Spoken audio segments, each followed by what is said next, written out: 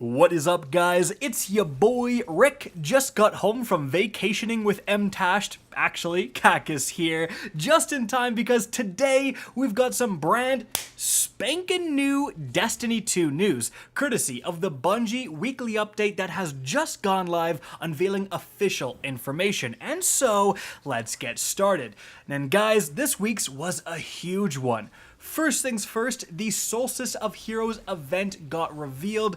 This is going to launch on July 6th with the next big update, and it's going to last all the way until August 3rd. Now, the Solstice of Heroes is the summer event within Destiny 2. You're going to get a kind of crappy set of armor, and through objectives and playing the new European Aerial Zone activity and area, you can level up your armor from, a base usually white or green rarity to blue to purple, and then you can start earning high stat rolls of this armor. You can achieve a glow on this armor, as well as one of the rewards isn't just armor. This time there's going to be a brand new shotgun, the Compass Rose, available to earn out of Solstice packages. So depending on what perks this can get, that could be a very exciting thing to grind for. Bungie often does have pretty powerful weapons as these seasonal reward weapons. I mean, just look at the Glacioclasm fusion rifle.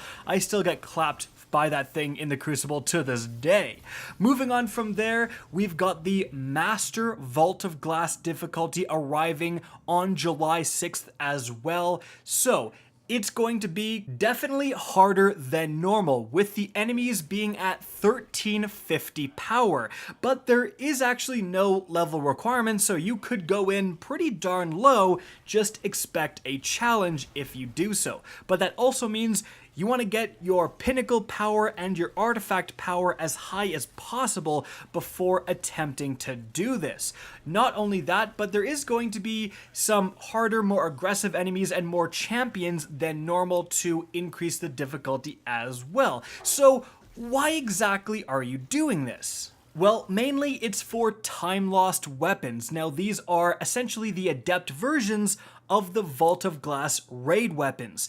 Now, the difference, however, is that time-lost weapons offer an additional perk in columns 3 and 4 for slightly more customization. So what that's basically saying is that you can get a Fatebringer and you can actually maybe switch between, in that final column, something like Firefly or Frenzy, depending on what you're doing, and then maybe explosive rounds or rewind rounds. And that is actually pretty insane, because that means you have a weapon that could potentially have a PvP and a PvE role in one, and you just switch between the perks depending on what you're playing. However, each week there's going to be a specific featured time-lost weapon for you to hunt, rotating alongside the available challenge. So the challenge mode, it's going to be available in master difficulty. You're going to have to do that, and then you get that specific featured weapon. So once you get that one weapon that's available for that week, you can actually spend your spoils of conquest at the final kind of vendor to get more of that time-lost weapon. There was a big question on whether spoils could be used to buy time-lost weapons. You can, but again, it's a slow process with only one being available each week. But something else really exciting that this is introducing is rotating stats for armor.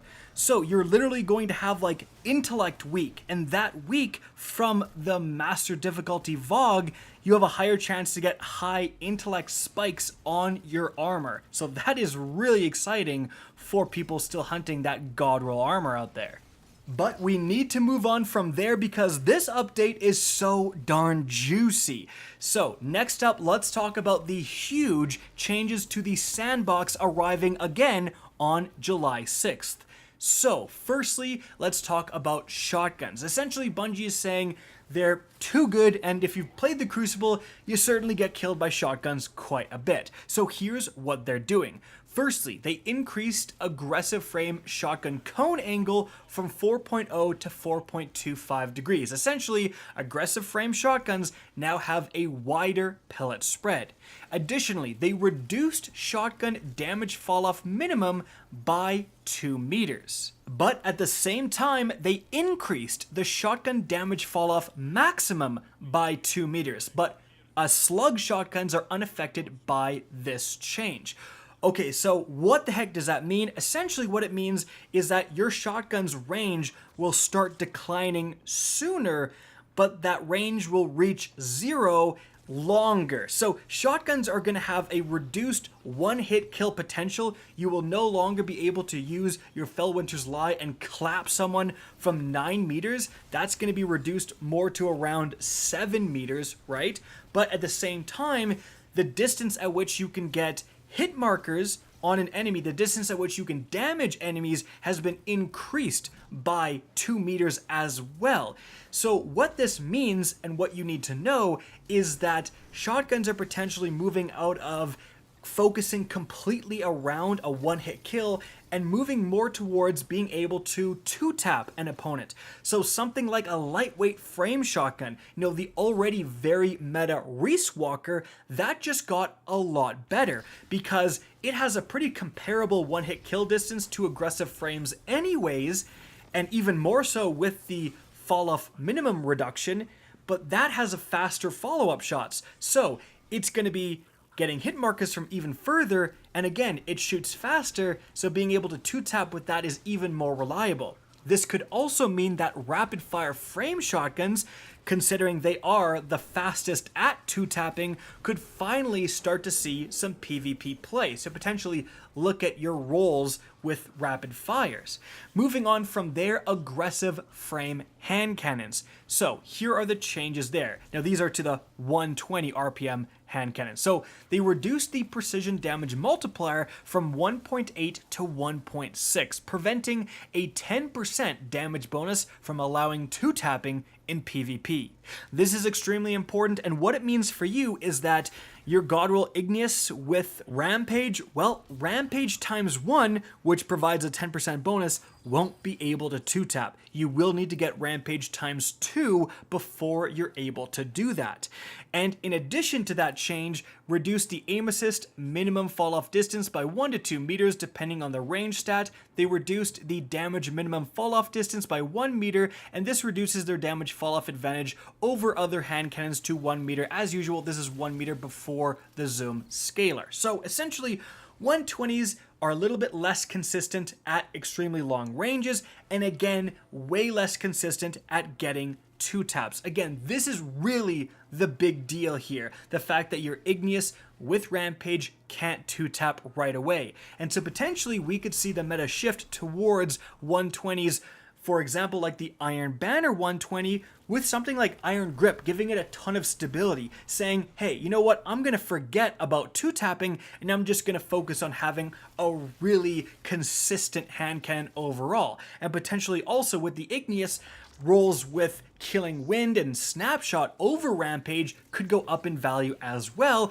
And also we could see other weapons such as Godroll, Palindromes, and 140s get a little more usage as well. And pulse rifles as well, because they like dueling at those long range 120 ranges anyways. Since 120s are dialing it back, pulse rifles have gone up in value too. So moving on from there, we have some changes to perks. For Drop Mag, it can no longer roll on new drops of weapons, and they're going to change the functionality later. So there's a change coming next season that requires adjusting this, and some perks with similar functionality, so that's actually kind of crazy. For Pulse Monitor, they fixed an issue where handling was no longer applying as a bonus, so Pulse Monitor is better, more consistent now. With Rewind rounds, again, better and more consistent now. If you missed the last shot in the magazine, you're no longer completely screwed over. Reservoir Burst as well, they updated it the same way as Dragonfly, so you're now going to get those explosions when you kill an enemy with Reservoir Burst more quickly after getting that kill and more consistently as well. Moving on to some exotics, seeing some tuning. So firstly, the Dead Man's Tail everywhere in the Crucible. Firstly, they removed the hipfire damage falloff scaler, and it was 1.8 times to match the zoom, and the aim assist cone angle hip scaler reduced from 1.5 to 1.2. So what this means is that there's actually going to be a damage falloff when you are hip firing. You're not necessarily going to be able to hip fire people from across the entire darn map. You'll not only do less damage, but your aim assistance cone angle is a little bit less as well, so that's going to make it harder to get those super consistent flying through the air, hip fire kills as well. Moving on from there, the sleeper Simulant. So this is kind of being buffed because it accidentally missed out on the linear fusion rifle buff that came earlier this season. So firstly, they fixed an issue where the sleeper was benefiting less than other LFRs from the Splicer LFR precision damage buff, and the total buff is now 16.5% compared to the other 15% buff linear fusion rifles received. And that's really exciting because the sleeper Simulant got like a 2% damage buff, but simply because it also did benefit from the 20% increase in reserve ammo that was also applied in this linear fusion rifle buff, this thing is actually pretty darn good. Like, the sleeper is already good. Now you're telling me it's getting around a 15% additional damage buff on top of that? Yeah, on July 6th, get out your sleeper Simulants and try it in PvE because it's going to hit really, really hard. Moving on from there, Bungie revealed some of the changes coming in Season 15. Firstly, for fusion rifles, they're essentially taking a complete design pass on fusion rifles. They say we're planning on a large rework, changes to fusion rifle perks and mods, and custom tuning to most exotic fusion rifles, and they say the Vex Mythoclast counts as that as well.